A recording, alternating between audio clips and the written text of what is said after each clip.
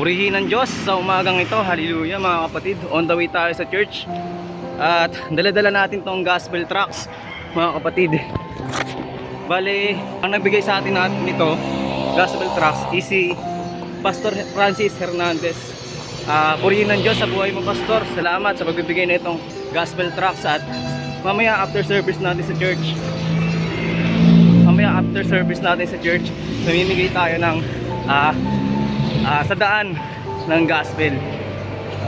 Mamimigay tayo ng gospel sa mga taong nangangailangan. Hallelujah, purihin ng Diyos.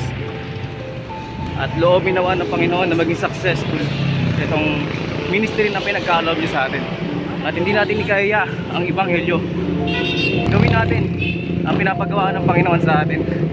At diba sabi sa Matthew 24 verse 14 na ipapangaral ang mabuting balita sa sangkatauhan bago dumating ang wakas.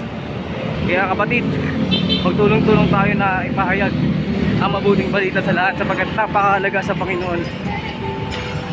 Napakahalaga sa Panginoon ang mga kaluluwa.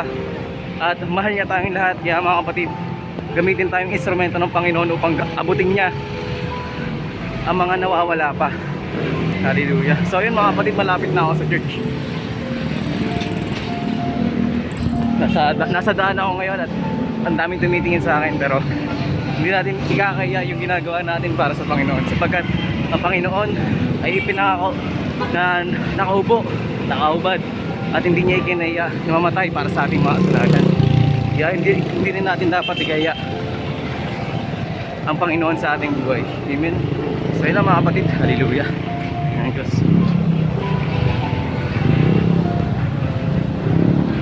Nandito na ako sa church. Baka late na yata ako. Hallelujah.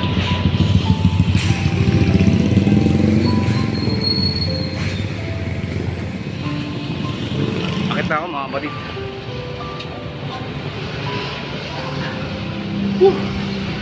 Grabe. Pawis. Ako.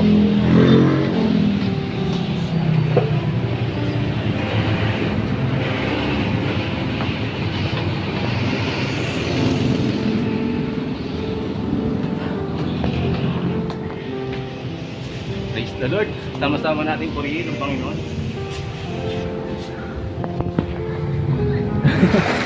Hello. Hello po. Oo nga eh. Praise the Lord. Po. Pawis po. Hallelujah. Nandito tayo mga kapatid. Good morning. Good morning mga kapatid. Good morning.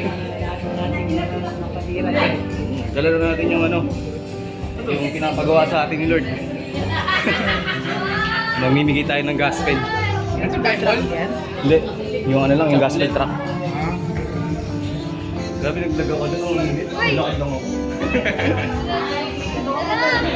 So, yun lang mga kapatid. At yung mga kapatid natin sa pananampalataya, no? Yun lang, God bless.